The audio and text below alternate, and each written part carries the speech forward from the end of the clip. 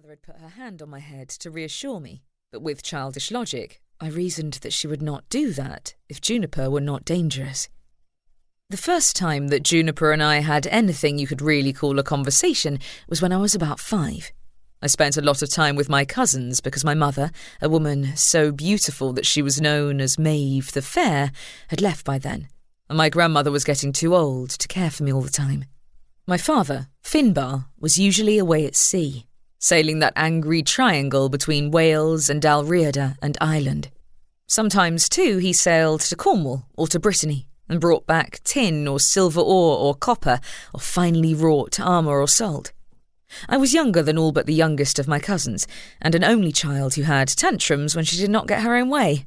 Looking back, I'm amazed at how patient they were with me, especially as, at least at the beginning, I had more to eat and nicer clothes than they had.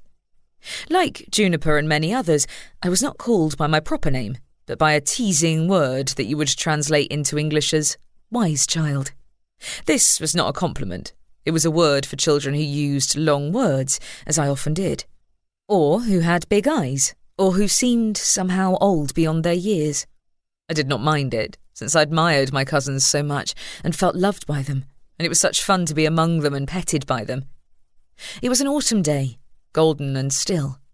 We'd gone to the shore and played there. Connor and Donal, Seamus and Fingal, Bride, Morag, Mari, Coleman, and me. Then, with big baskets, we'd wandered until we found the fields where the blackberries grew thickly. Huge walls of bramble encrusted with luscious hulls like red and black thimbles. I did not pick very quickly because I stopped so often to eat the fruit. But in the end, I filled a small basket. On the way home, I got tired. It was getting toward dark. It was cold and misty, and the scratches on my arms and legs, which had not bothered me before, began to hurt. The basket felt heavy, and I wanted to be carried. Connor carried me for a long way on his back, and Coleman, always a friend to me, though not much bigger than I was myself, carried my basket.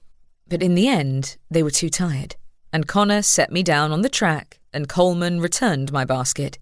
"Oh, walk," said Connor. I loved riding on Connor's broad back, and I did not want to walk.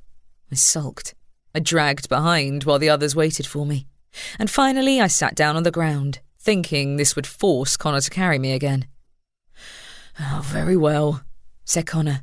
"We will go on without you." "The Tarrans may get you," said Mari, who had always had a spiteful streak. "Or the people of the She." The Tarrans were the ghosts of unbaptized babies who were said to snatch children away, and the people of the She were the fairies, the shining ones. To my amazement, they all walked off and left me sitting there. They were sick to death of my temperamental outbursts.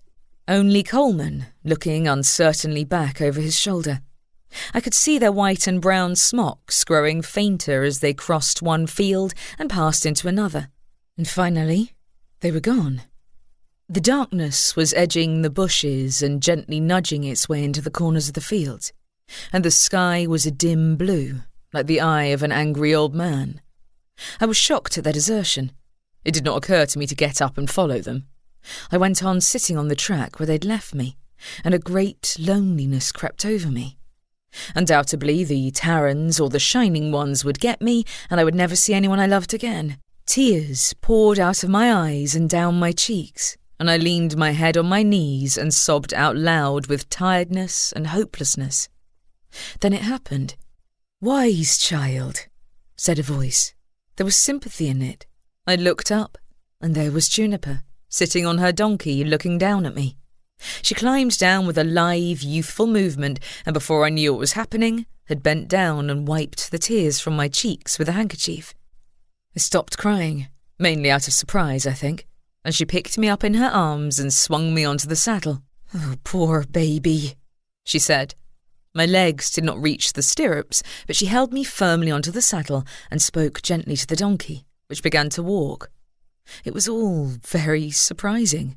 It was surprising, too, to notice that the donkey's panniers were filled with blackberries, with a few large mushrooms lying on top of them. It had never occurred to me before that Juniper ate as other people did. Quite soon we came upon my cousins, waiting a couple of fields away to teach me a lesson. They were startled by the sight of the donkey and Juniper in the gathering darkness, and perhaps even more by the sight